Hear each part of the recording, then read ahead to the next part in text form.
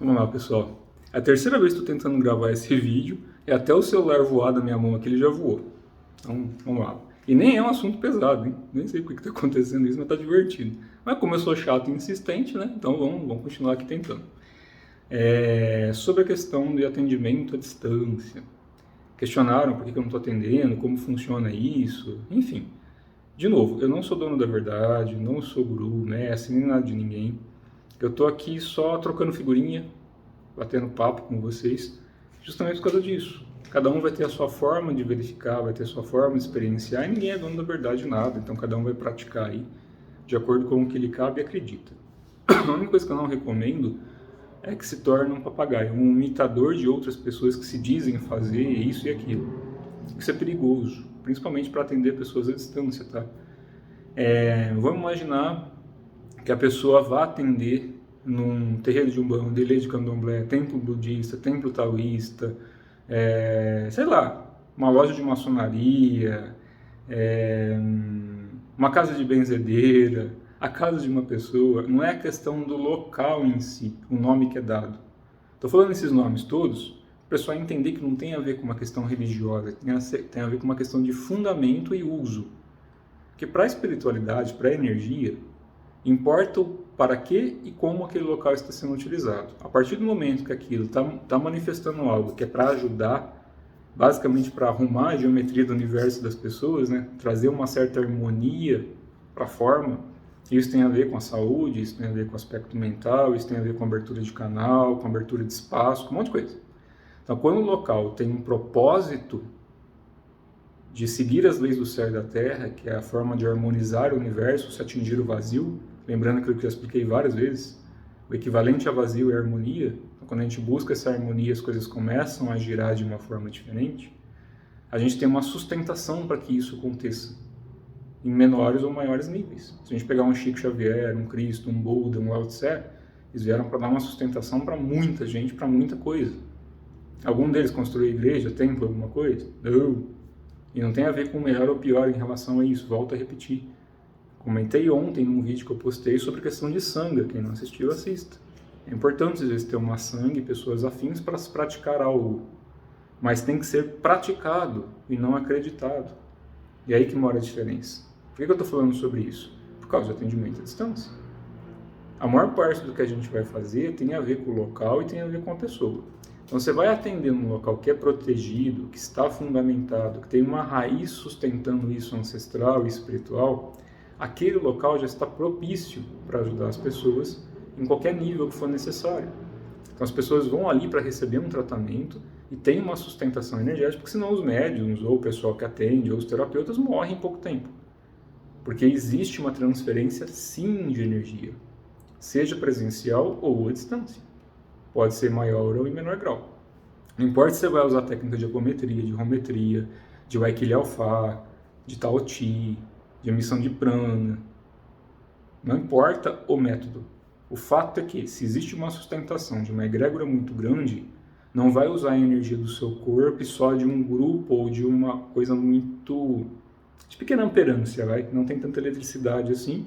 Então se usa uma outra estrutura, e isso tem a ver com a espiritualidade. Eles buscam essa energia de uma outra forma que não sua ou do ambiente que você está para ajudar aquelas pessoas, mas usando um propósito, um fundamento, uma raiz. Você não faz uma prática por achismo, você tem que ter um fundamento por trás.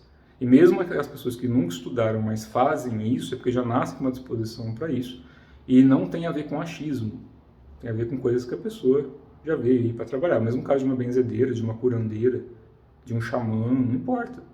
Tem um fundamento por trás que foi herdado de um para um, a transmissão oral, que foi o que eu expliquei ontem também. A transmissão oral acontece, não tem a ver com teorias, cadernos escritos, certificado pregado na parede. Eu nem sei onde enfiei certificado das coisas que eu já estudei e pratiquei. Deve ter uma pasta ali que se bobear minha esposa que cuida enfiando isso, porque para mim eu tinha rasgado e jogado fora. O papel não serve para nada para mim, absolutamente nada.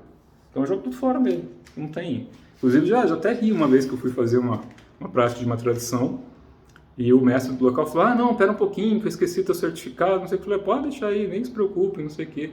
Ele deu risada, né? Eu falei, não quero papel, quero aprender, quero praticar. É isso que me interessa. Mas enfim, voltando para o assunto. Quando você tem um local que é assentado para isso, que é fundamentado e tem um propósito, então tem uma sustentação e você não sofre tanto enquanto pessoa atendendo.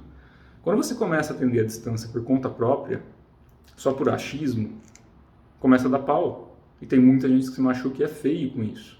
Porque não aprende nem a depurar o próprio corpo, muito menos acumular energia, e ainda quer sair transferindo energia para outras pessoas porque alguém falou que podia ou que não podia. Só que não explicou a base ou o fundamental, que é você ter uma depuração e um acúmulo de energia proporcional para que você doe. Porque se você não tem uma sustentação espiritual para isso, e achismo não é sustentação, qualquer dia eu conto umas historinhas sobre isso para vocês, mas achismo não é fundamentado pela espiritualidade. Então tem muita pessoa que quer se fazer ganhando financeiramente, ou sei lá, por que tem que se promover para convencer o povo, e começa a atender gente à distância a rodo, simplesmente sentado em algum banquinho, viajando na maionese. Não vai ajudar, só se for por efeito placebo. Ah, mas de boa vontade. Ah, boa vontade o mundo tá cheio, né? E a gente vê a merda que tá aí. Então não é questão de boa vontade, tem que ter energia suficiente para isso. Então quando a gente vai atender pessoas à distância em quantidade, ou em casos muito graves, e isso eu aprendi há muito tempo atrás, não se mete a mão em certas coisas se você não tem sustentação, principalmente no seu corpo para aguentar o tranco, principalmente doenças terminais ou doenças que realmente chegam a um ponto terminal, tem que se tomar muito cuidado com um gradiente de energia. Primeiro, que vocês estão mexendo com uma coisa física e que normalmente as pessoas não conhecem o que. Segundo, que vocês estão mexendo numa bagagem ancestral, genética, espiritual, monádica e outras coisinhas. Ou seja, vocês estão mexendo no templo, na casa de uma outra pessoa, e você não sabe quem ou quem mora naquela casa, quantas e quais pessoas estão ali. Se tem a ver com você ou se não tem a ver com você. E volto a dizer, a espiritualidade sempre ajuda, sempre ajuda. E ela mostra uma série de sinais pra gente que está fazendo besteira. Só que as pessoas teimam em não ouvir, simplesmente para ganhar alguma coisa em troca. E aí uma hora a energia baixa, uma hora se estrepa e some do mapa e ainda cria certas desculpinhas ali do porquê que não está fazendo isso. Uma coisa é você não ter tempo e condições ou energia. Outra coisa é você começar a deixar de fazer isso daí porque usou de uma forma errada. O tranco é pesado. Porque você está movimentando energias que são suas em relação a coisas que você não tem sustentação. Volto a dizer, não adianta pedir para a espiritualidade. Você tem que saber o como fazer. Se você já trabalha ativamente com a espiritualidade, isso normalmente começa a acontecer muito cedo, casos de benzedeiras, curandeiros e outras pessoas, já nascem com essa disposição, dentro de tribos são orientados por sacerdotes, xamãs, paiés, e fora dali tem uma instrução específica para que isso ande, para que isso funcione de maneira correta e não por achismo. Então, eu não estou atendendo à distância normalmente, tanto por causa de volume de gente, porque eu trabalho em empresa como qualquer um, acordando 5 horas da manhã, cheguei agora há pouco em casa de reunião, então faço parte desse mundo normal de qualquer pessoa, dou aula para algumas turmas, que eu falo que não é nem aula, né? A gente faz alguns encontros ali para me ensinar algumas práticas e técnicas, ajudo locais voluntariamente, que eu não vou mencionar aqui, por motivos óbvios, e também ajudo outros lugares com outras coisas, então sobra muito pouco tempo para fazer essa parte de atendimento, mas presencialmente sim, quando é alguma pessoa que eu conheço que está precisando e tem que fazer alguma coisa, a gente marca, se encontra e eu volto a atender como sempre atendi, há anos e anos e anos, mais ou menos uns 15 anos aí, que eu atendo com algumas coisinhas pontuais, mas presencialmente. E agora com essa questão toda do cenário atual, está difícil de atender presencialmente porque algumas pessoas ficam com receio, né? Que é normal, é natural. As pessoas têm que ter um pouco de consciência que atender à distância não é simples. Então, quando que alguém quiser atendimento à distância, busca algum local que faça esse trabalho. Tem centro espírita, centro de umbanda, templo budista, tal, isso. Tem um monte de local que faz atendimento à distância, voluntário, gratuito ou não importa, isso daí vai muito da pessoa e do local, mas que ajuda muita gente sim.